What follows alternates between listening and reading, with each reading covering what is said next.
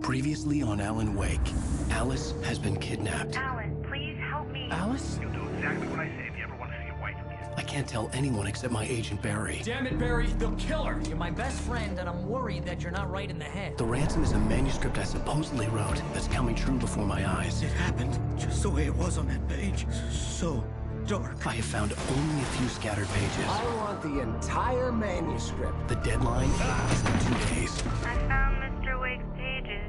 Good girl. How did she get her hands on the manuscript anyway? I don't know. She's resourceful. I told you you were too hard on her. Listen, I found out all sorts of interesting stuff while I was digging around. Yeah. Mr. Wake, it's Sheriff Breaker. We have an FBI agent here, Agent Nightingale. FBI? He's anxious to see you. You'd better come to the station. Okay, I'll be right over, Sheriff. Let's make this quick, huh? Help you folks? Name's Randolph. I'm the manager. We're looking for Rose. Works as a waitress down at the diner. Rose, sure. Nice girl. Who wants to know? I'm Alan Wake. The writer, huh? I heard on the radio you were visiting. Well, I'll show you her trailer. That Rose, she's a nice girl. Always pays her rent on time. As I was saying, Al, I found all sorts of weird stuff from the local newspaper's archives. This place is crazy. Disappearances, mysterious deaths, urban legends come true, and get this, most of this stuff takes place around Cauldron Lake. Well, you ain't wrong, mister. The Indians thought the lake was a doorway to the underworld. I'm the God-fearing type myself. I don't hold with that sort of thing. Yeah, okay. Anyway, there was an island there owned by a guy called Thomas Zane. Now, some of the articles I found about him make him out to be a famous writer, but I ran a bunch of searches, couldn't find a single thing he wrote. Zane was heavily into diving, so much so that the place came to be called Diver's Isle. But the volcano under the lake erupted in 1970, and Zane went down with the island.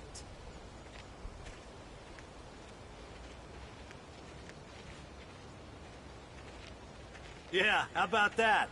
It was there in the morning, as if it had fallen from the sky. But it would take a tornado to lift something like that. We're damn lucky it didn't crush any of the trailers.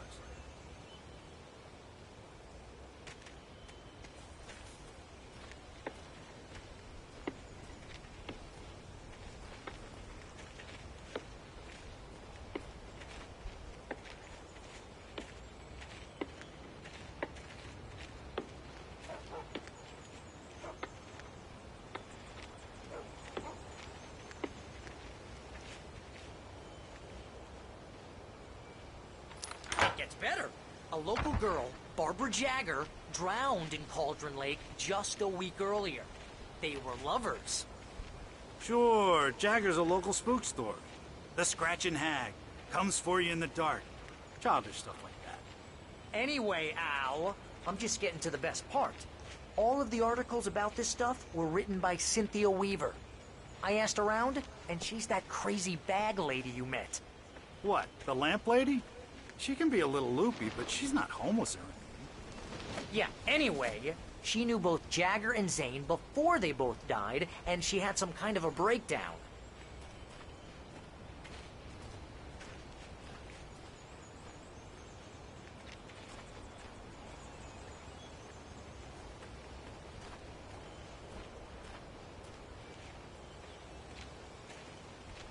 Well, mister, this here's Rose's trailer. You mind me asking what you want with her? We're just here to talk to her, pal.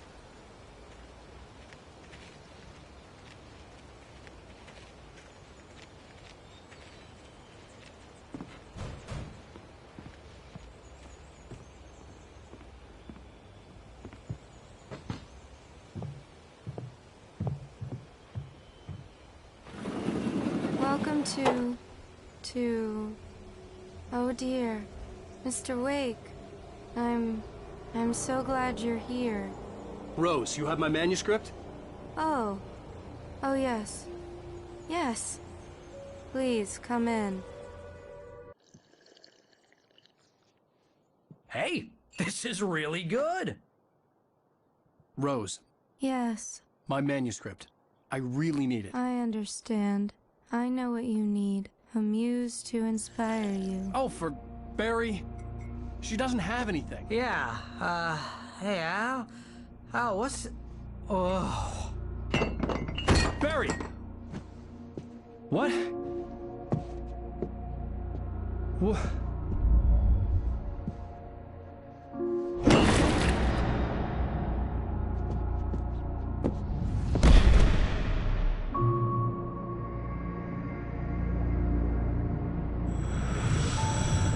It's coming for you, hiding in my barber's skin. I'm too weak to stop it. You must turn the lights on. I promised I'd come visit you and your lovely wife. You must finish what you started.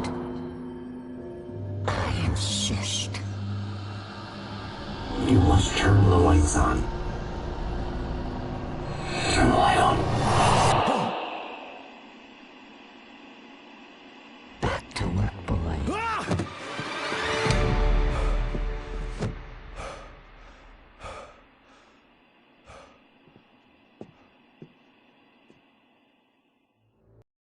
I felt nauseous, hungover. Only anger kept me going. I can't tell reality from dream anymore, but it seems I have an imaginary editor to help me. She's an old woman in a funeral dress. I call her Barbara Jagger. She's very strict. I'm writing faster and faster. My manuscript is being heavily revised. The edits are getting very aggressive, and each day there's less of me and more of her. I hate it, but I know she's right. She promises me I can save Alice this way. She knows more of this than I do. About the complex incantation I'm attempting. About this place. She's worked with another writer under similar circumstances, Thomas Zane. The genre of the story seems to be shifting. It's turning into a horror story. I'm getting close. I can feel it.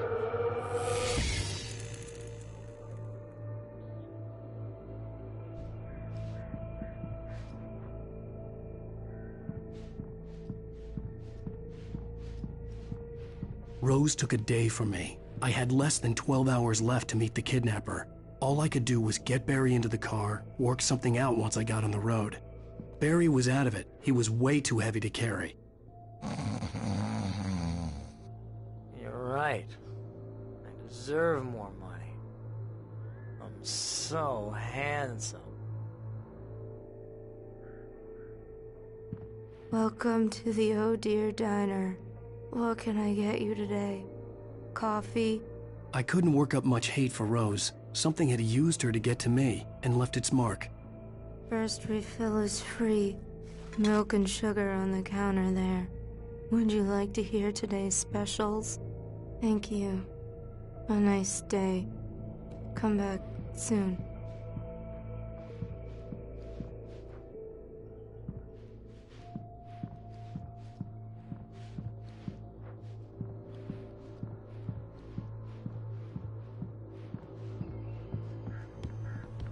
My gun and flashlight were gone.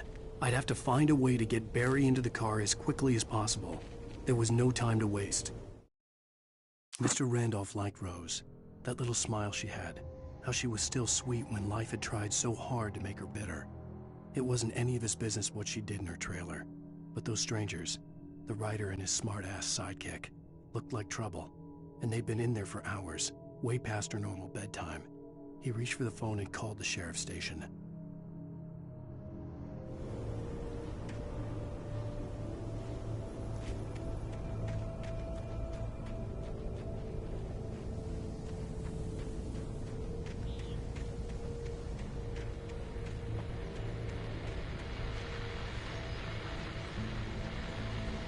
I just stepped outside to catch a breath of fresh air. Let me tell you, the weather's getting heavy. Nights like this make me especially glad I'm here talking to you and not home in bed. Once the weather takes a turn like this, I can't sleep at all. It's all tangled bed sheets and dark thoughts, punctuated by the occasional plunge into nightmare. Is it just me? Well, perhaps it is. But I hope I can make the night a little bit easier to get through. Caller, you're on KBF FM. Hey, Pat, it's Walt Stein. What's on your mind, Walt? Well, I ain't the way you are, but, well, I can't sleep either, you know? I just been staring out the window here, trying to make sense of it all, but, I ain't been drinking either, you know? I just... Well, you sound like a man with a problem, Walt. Yeah, I had a, argument with Danny. You know Danny, and, then I got in trouble with the law, you know, and, I'm just, well... I heard something like that, Walt. Yeah, well, you know, Danny's my best friend, and, they let me on bail today, and now I'm just alone here at the window, you know, waiting, man, and there's something in the air tonight, man. I was just outside looking up at the sky above our broadcast tower thinking the same thing. What are you waiting for, Walt? I don't know. You know, something's gonna happen. You know, I think I better go. Well, Walt, maybe... No, thanks, Pat. Well, good luck to you, Walt. Hang in there. Let's take a little break, folks. This weather's really something else, huh? How can I be sure?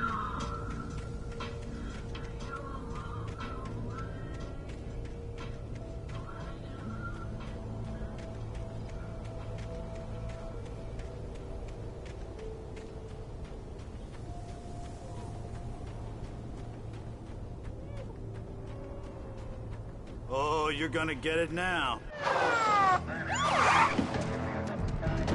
God knows what you've done to that poor girl.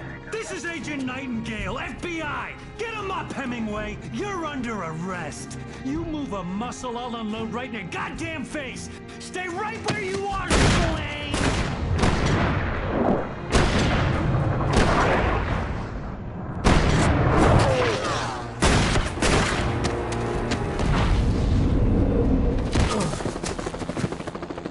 What are you?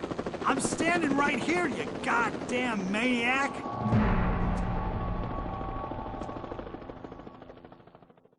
I hate to leave Barry behind, but there was no way I'd miss my appointment with the kidnapper. Give it up, Mr. Wake! Come on!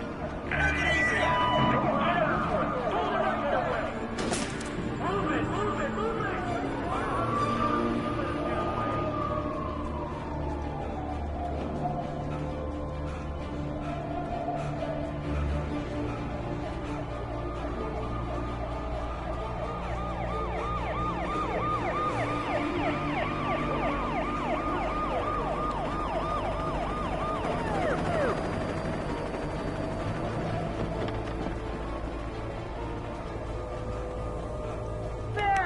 We have the suspect in sight!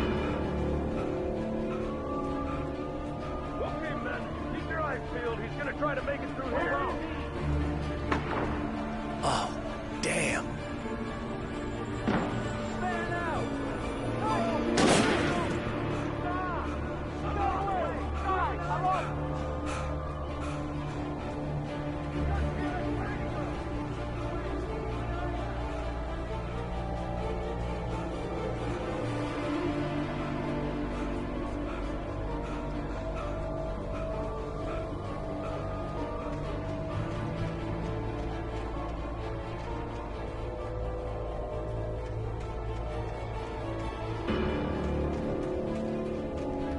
He's gone!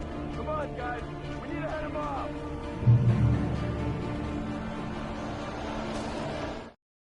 For decades, the darkness that wore Barbara Jagger's skin slept fitfully in the dark place that was its home and prison. It was hungry and in pain. It dreamed of its nights of glory when the poet's writing had called it from the depths and given it a brief, terrible taste of power and freedom. The rock stars had stirred it from the deep sleep the poet had sunk it back to in the end. When it sensed the rider on the ferry, it opened its eyes.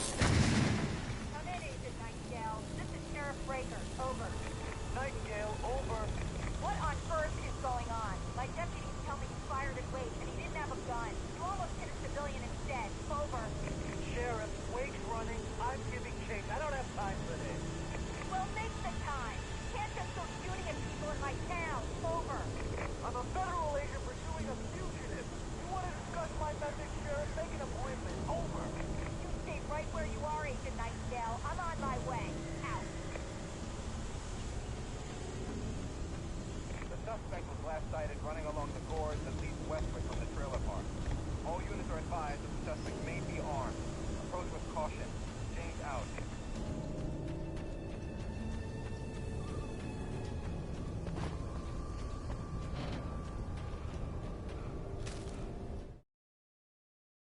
Rose didn't know how the strange old lady got in her trailer, and she looked wrong somehow.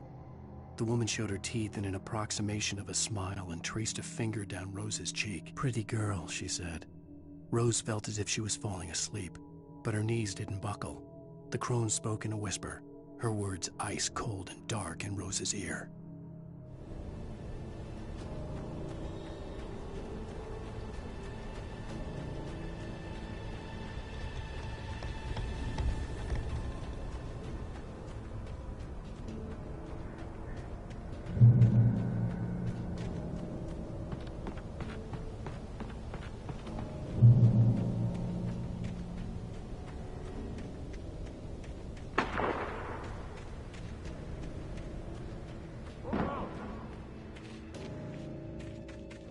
Search the area!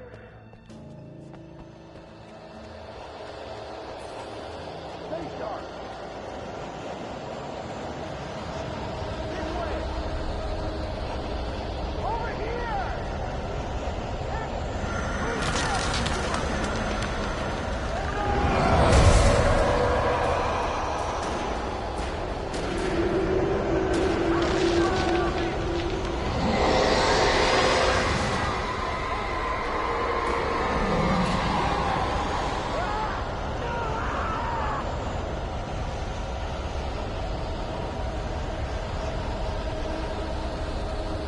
This horror was everywhere I went, circling me. The cops didn't stand a chance. They were after a writer, not a monster.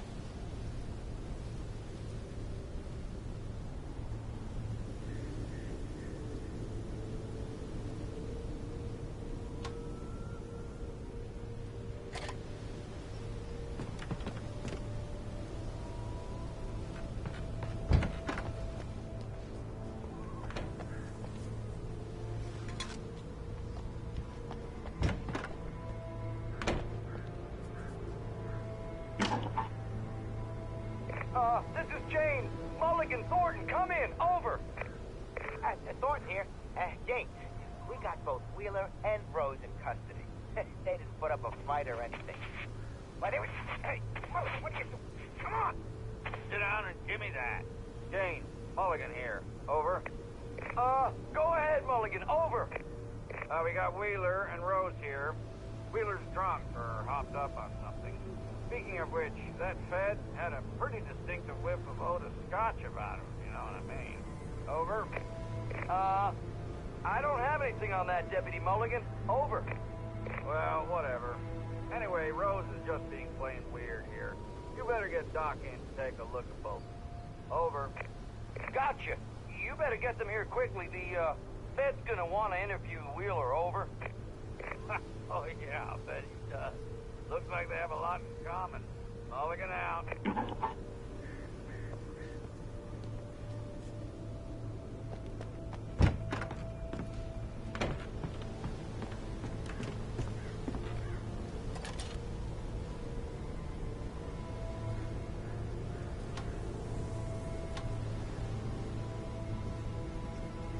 I could see the lights of the radio station in the distance.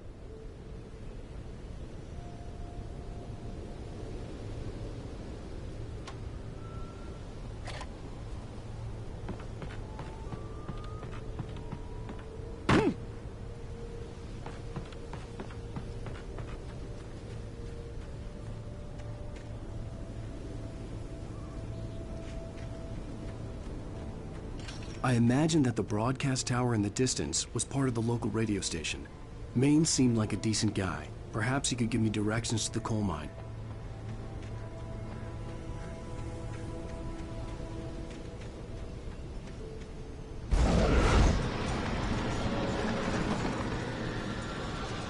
Unnatural shadows clung to the gate. The darkness that was after me was trying to stop me. I wouldn't get through without a light.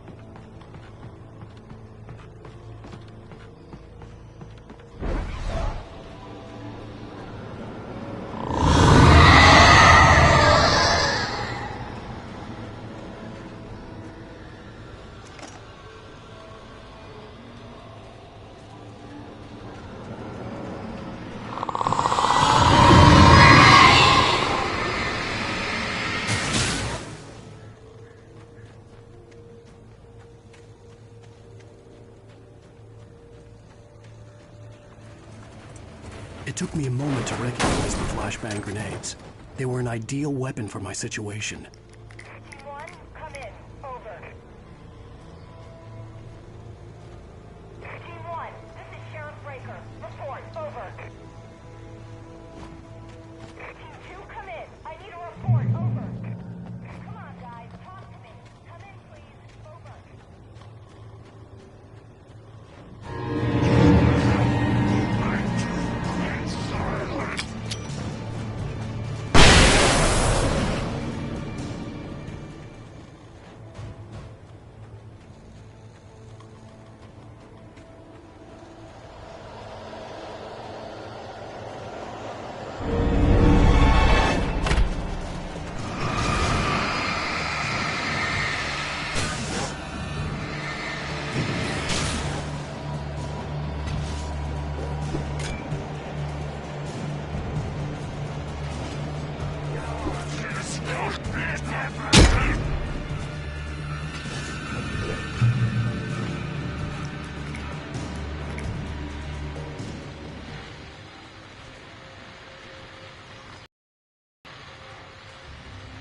And here's another call.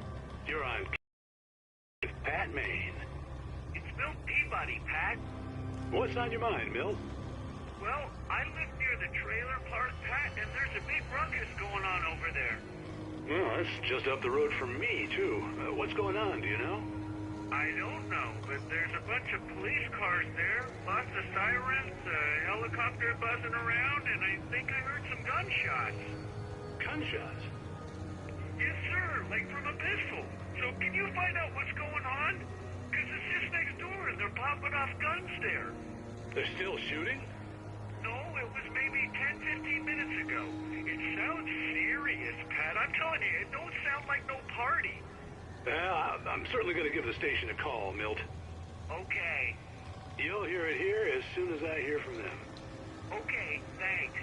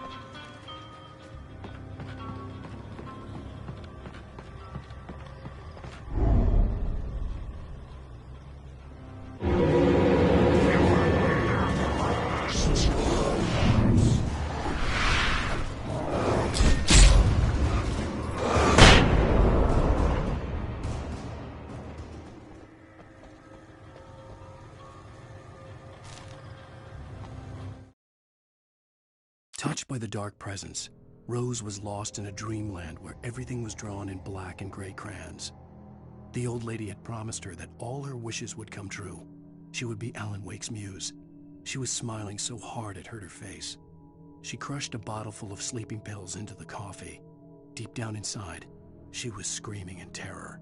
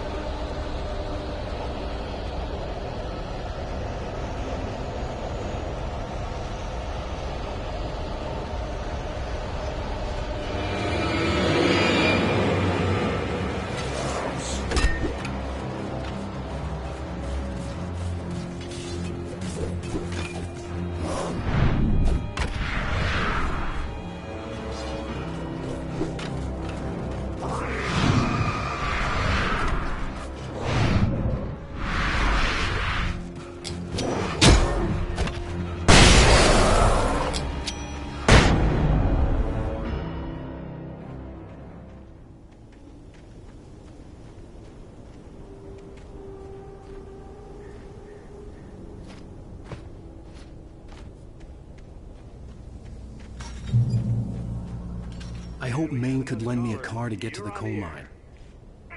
It's Lorna Miles. Oh, why, hello, Lorna. What do you have for us? Well, I just don't see why the cops bother with the trailer park. What do you mean? It's a trailer park. Of course you're going after him in a place like that. I mean, where did you get that?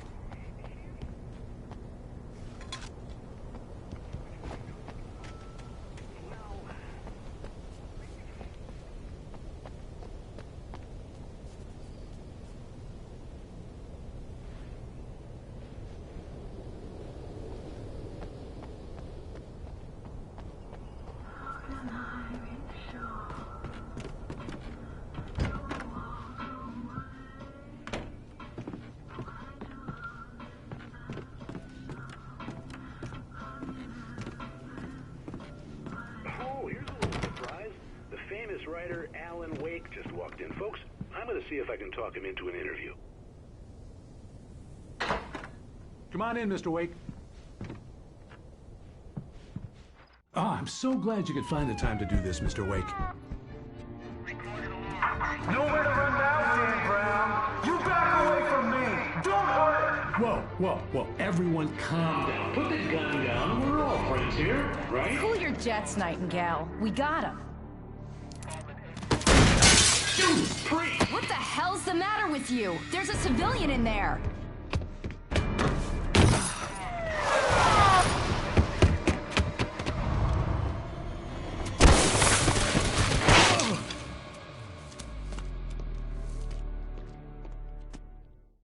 I'll get you yet, even if it kills me. You hear me? You hear me, H.P. Lovecraft? I had fallen off so many cliffs it was ridiculous. That's what you get for naming a book The Sudden Stop. It was probably good I hadn't had the chance to tell Maine where I was going. I'd have to lose the cops and find my own way to the mine.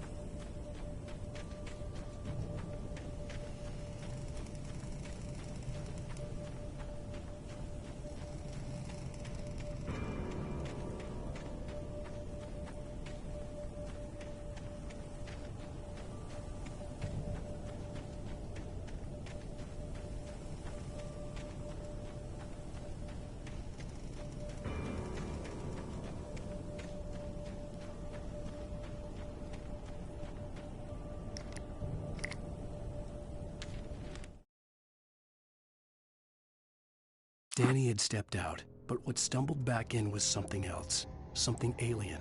A monster. Walter tried to kill it, first with his fists, then a chair. It wouldn't die. Instead, it kept coming, unaffected by the beating it had taken. After Walter managed to kick it down the cellar stairs, fear took over. He ran, got behind the wheel, gunned the engine.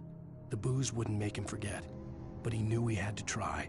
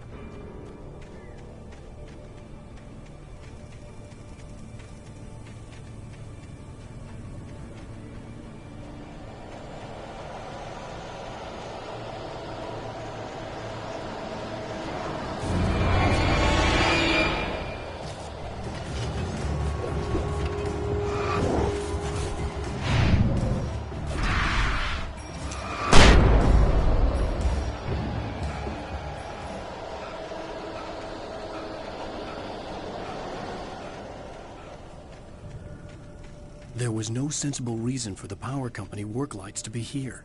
It was almost as if they'd been left for someone like me to use.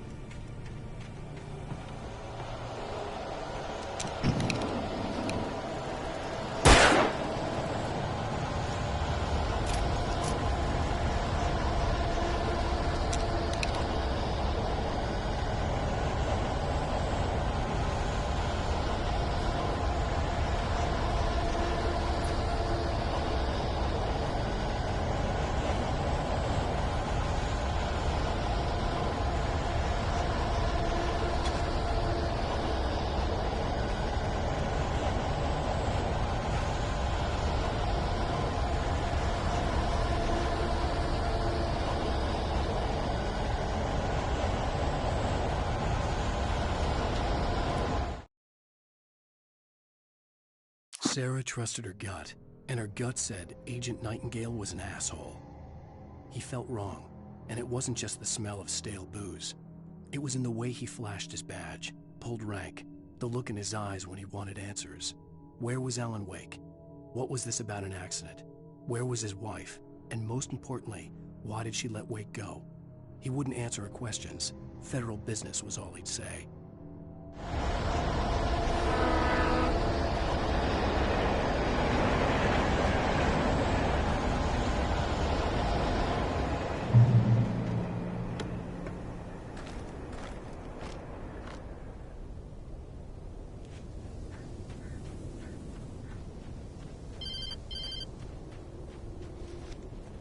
Hello? The most stubborn man I've ever met. Alice? Alice? Alan, I'm so afraid. He keeps me in the dark. Please help me. I look at you, Alan, and it's not you. Something else. Looking out from behind your eyes. Alice, I'm here.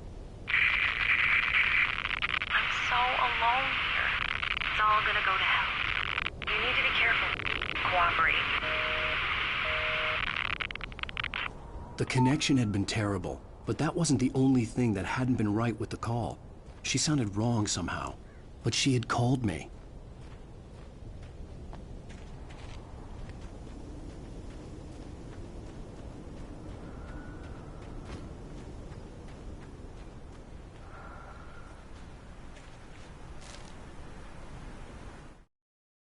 The pipe wrenched itself loose from the bridge's steel framework. Wrapped in darkness, it floated in midair, twitching. For a moment, I didn't understand what I was looking at. The heavy object lurched at me with impossible force. I threw myself out of the way, but just barely. When I turned my flashlight on it, it shook in a dark rage before it flew at me again.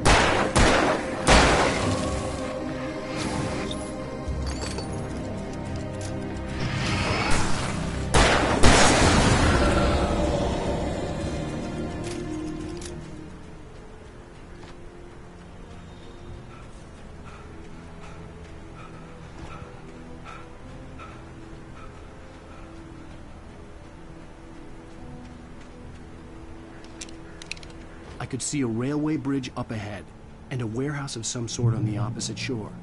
I hoped I could find a car from there.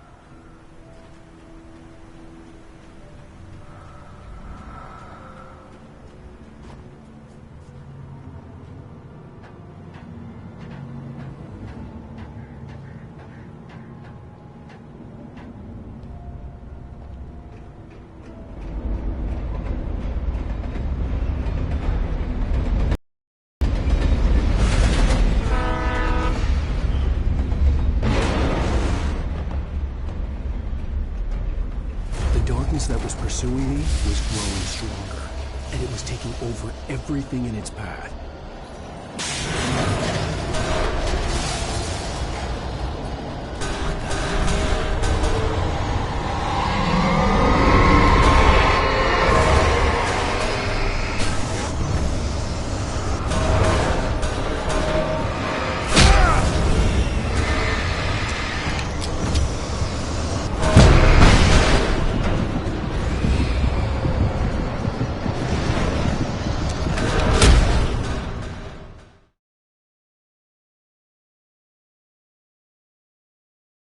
opposite shore.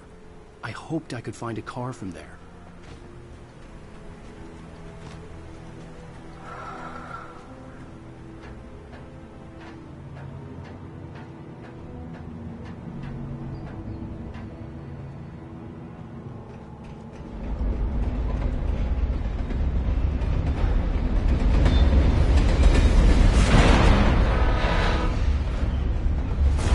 That was pursuing me was growing stronger, and it was taking over everything in its path.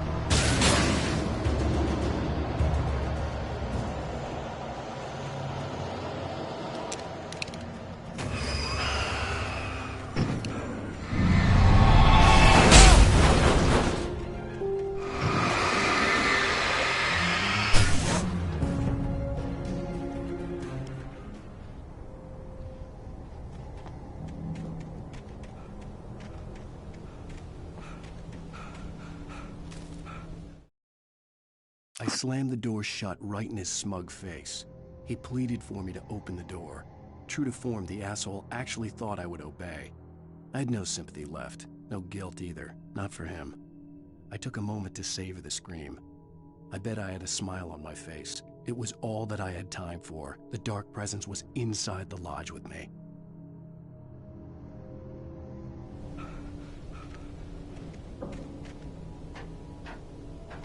As a teenager, just starting to get interested in writing, Stephen King had been a source of inspiration to me. I thought about all the inanimate objects that had come to life in his books. No one is safe in a good horror story, certainly not the protagonist. That's what makes them fun. This was anything but. The darkness could possess anything, and it was getting closer.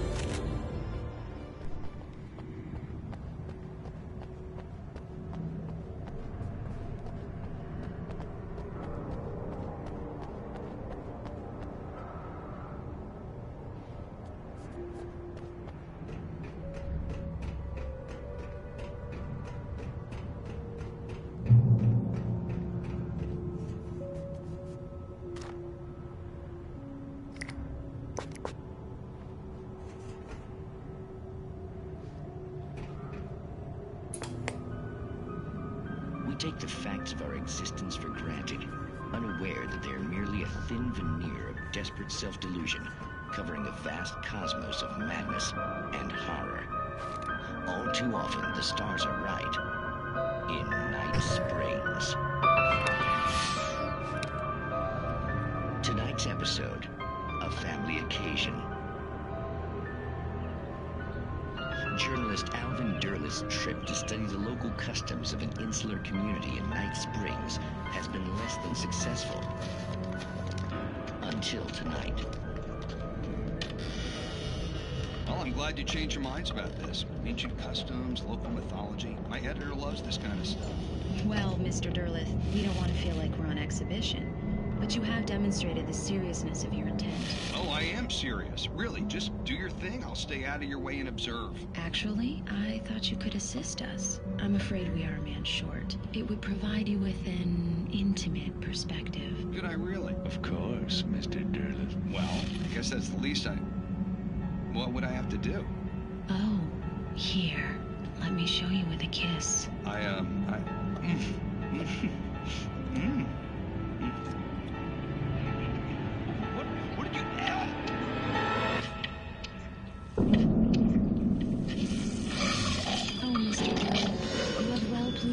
Perka, the dweller in flesh. Your body shall host his 1,000 young, and all shall be glory.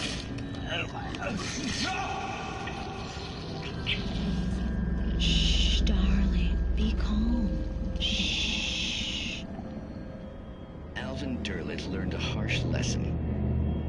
If you go looking for mythology, it may come looking for you. And such quests always bear fruit.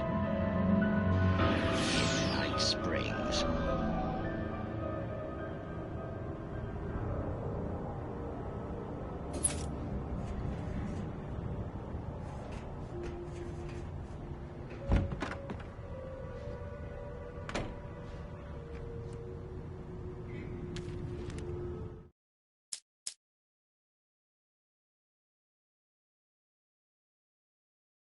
The darkness surged towards me, sucking everything loose from the ground into its depths, tugging at my clothes. I saw the flare the kidnapper had dropped and threw myself towards it just as I felt my feet leave the ground. The darkness embraced me with the force of a tornado. Somehow I managed to light the flare. The darkness roared and cast me away. I fell toward the dark waters of the lake far below.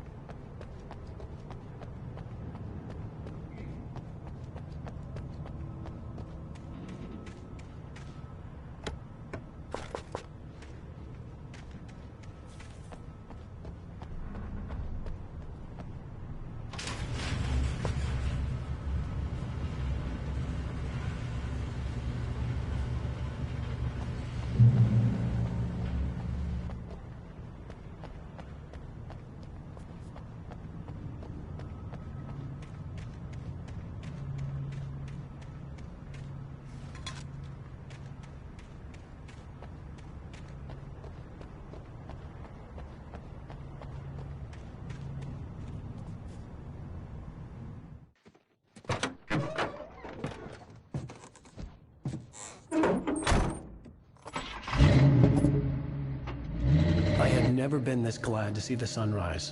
I had a couple of hours to get to the coal mine.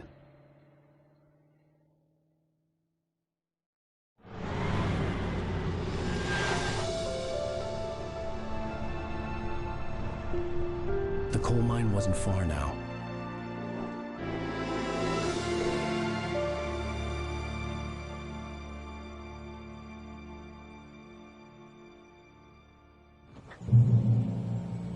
Today, I would meet the kidnapper, and he would give me Alice. I wouldn't give him any other choice. A drowning man will clutch at a straw.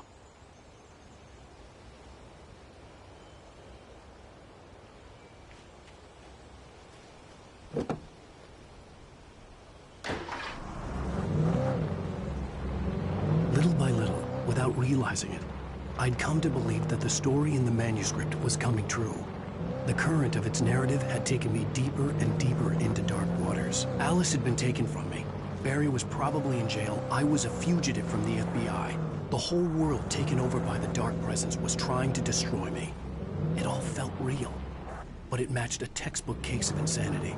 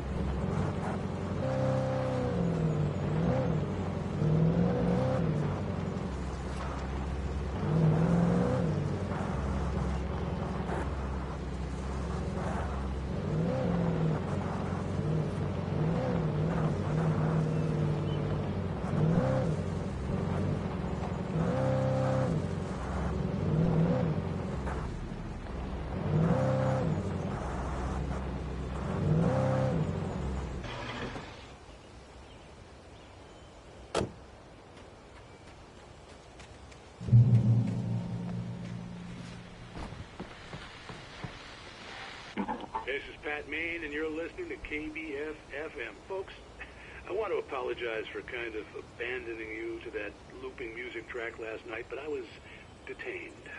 You see, I encountered a big-shot G-man with an itchy trigger finger who could use a lesson in manners and a boot in the ass. Not necessarily in that order, either. Now, folks, I know I'm not being very informative here, and I apologize for that. I really should just keep quiet, but I'm just so peeved right now, because some people just shouldn't be carrying badges. I'm just glad that our Sheriff Breaker was there to straighten things out. And if someone I met last night is listening, let me just say, I'm sorry if my mouth got you in trouble. I'm pretty sure you're not the bad guy here. Godspeed, son. I hope you know what you're doing. Now, on a lighter note, I'll be talking to Dr. Nelson all morning. But first, a little music.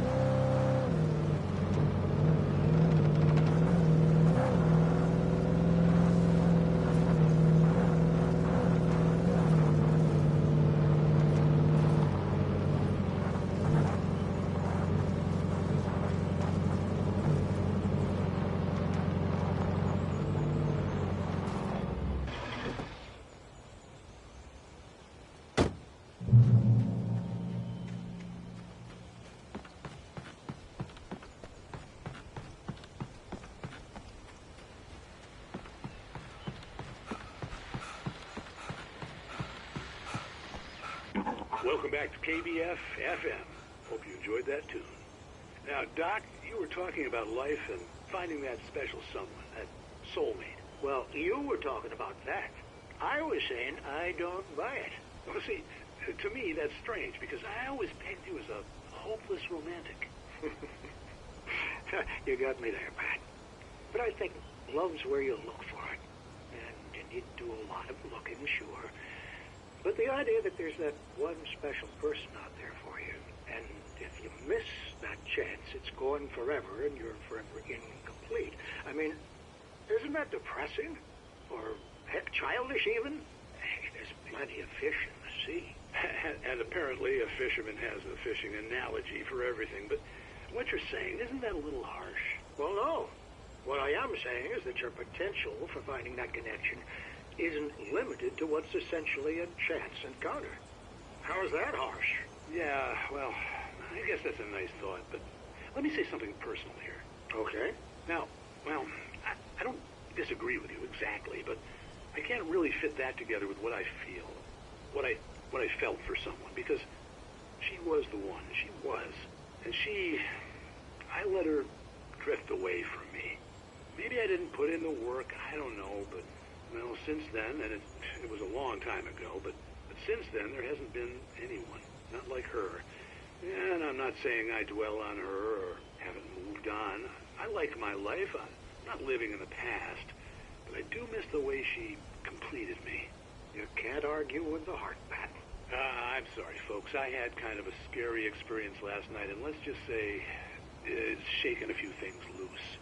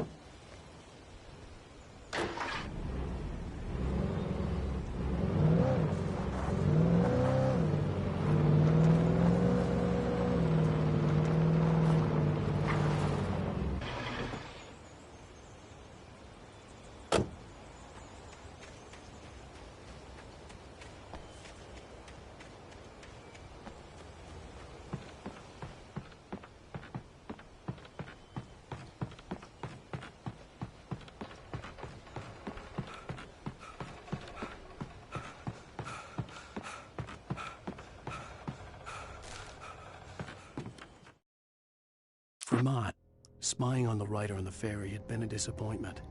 His boss had made Wake out to be something special, but Mott hadn't been impressed. He'd gotten a good long look at the wife, though, and he liked what he saw. Mott had fantasized about goading Wake into a fight, but it hadn't happened. Still, he'd get his chance to see if the writer had anything in him. He'd been promised as much.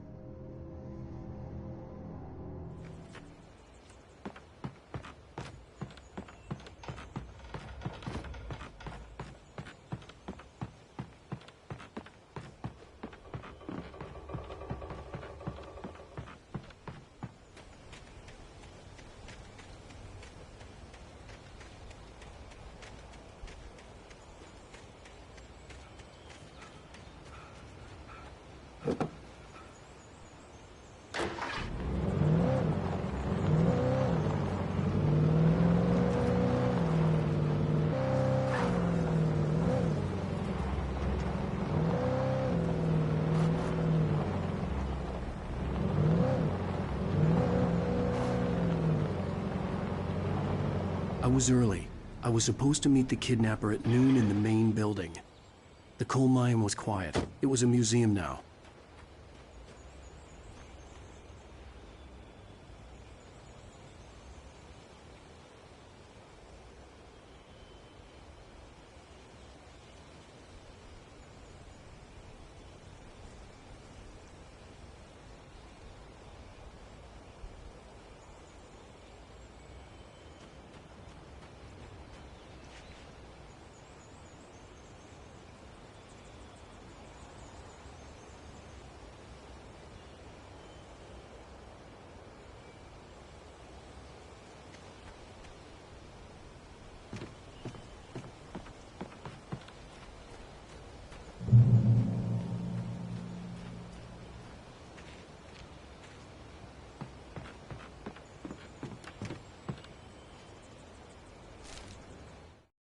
With Nightingale gone and the night wind blowing in through the broken studio window, Maine stared at Sarah. The sheriff looked away. Maine's voice shook with barely controlled anger. That boy's doing more drinking than thinking. I hope you know what you're doing, Sarah. He's got a sickness in his eyes. You take my word for it. He wants Wake for a reason, and it's not for anything good.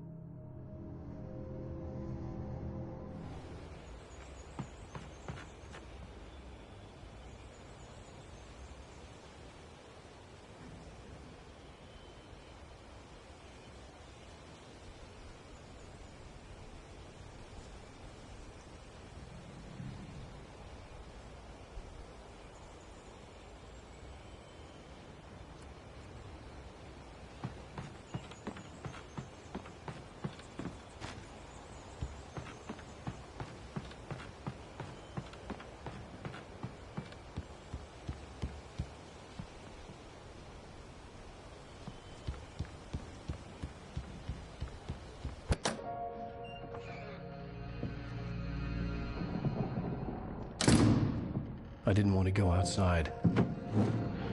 Cops had to be looking for me. The noon sun turned the place into a sauna. The day dragged on. Different scenarios ran through my mind. Ways of how I'd torture the kidnapper to get Alice back. Or the different horrible things he could have done to her. I imagined her dead. I had no way of knowing she was still alive. It was killing me. I was running on blind hope. It was all a waste of time. The bastard never showed up.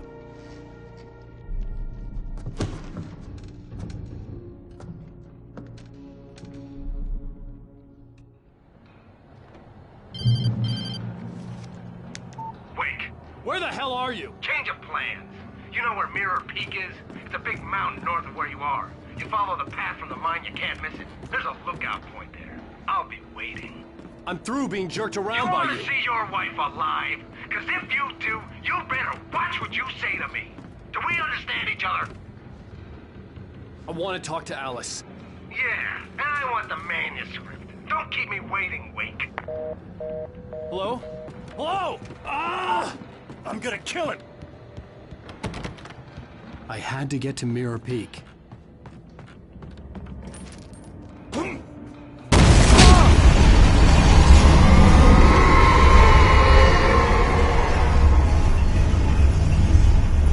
It was close.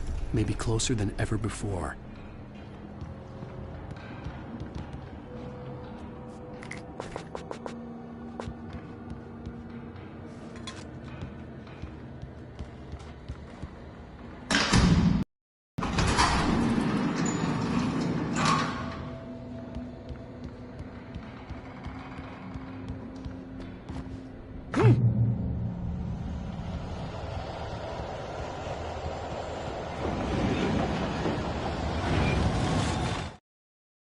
When Thomas Zane fell for Barbara Jagger, it happened fast. She was young, vibrant, and beautiful, full of life. He had never been a very happy man, and without any seeming effort, she had changed all that. Zane felt good for the first time in his life. Everything she did was another piece of a jigsaw puzzle he hadn't even known he'd been missing. And best of all, she made the words flow, strong and sharp. She was his muse.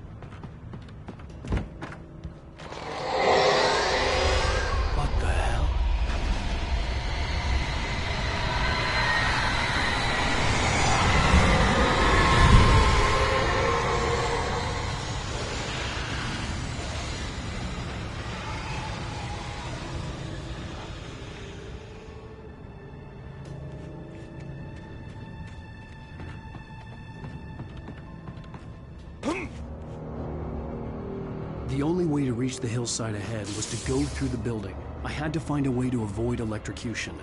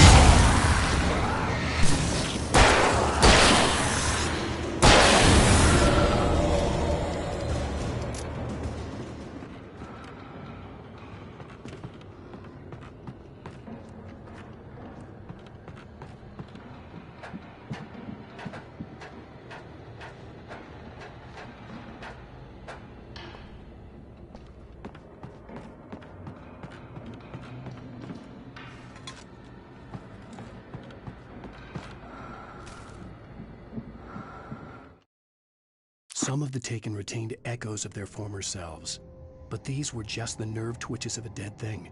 Nothing remained but a shell covered and filled with darkness. In most cases, these puppets were enough for the purposes of the Dark Presence. But for anything more elaborate, as with the writer, it was different. It needed his mind. And so rather than taking him over completely, it merely touched him.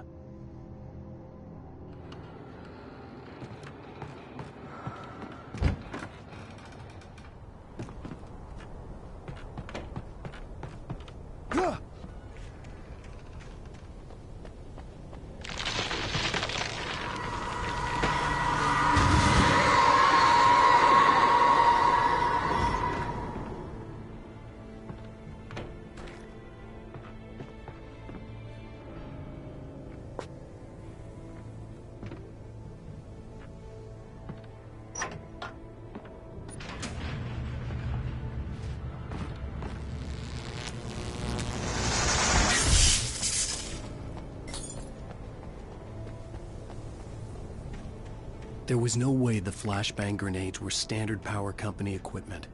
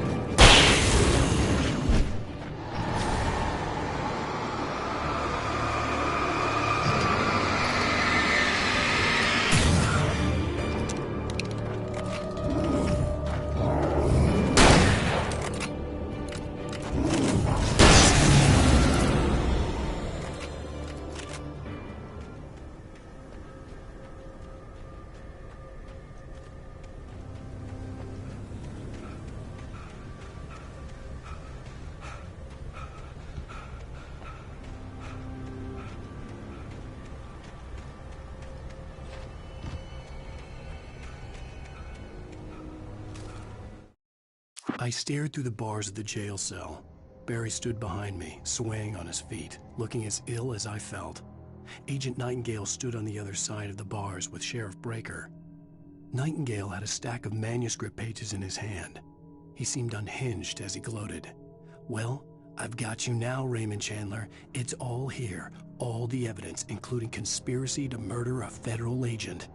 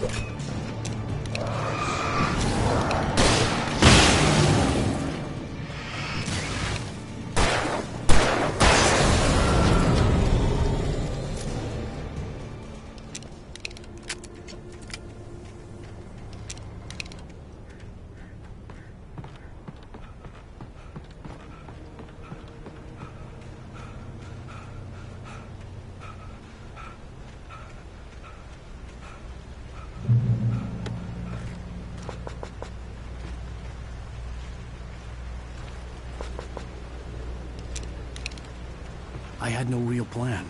I was going to give the kidnapper all the manuscript pages I had for Alice. If that wasn't enough, I'd hold him at gunpoint and make him talk.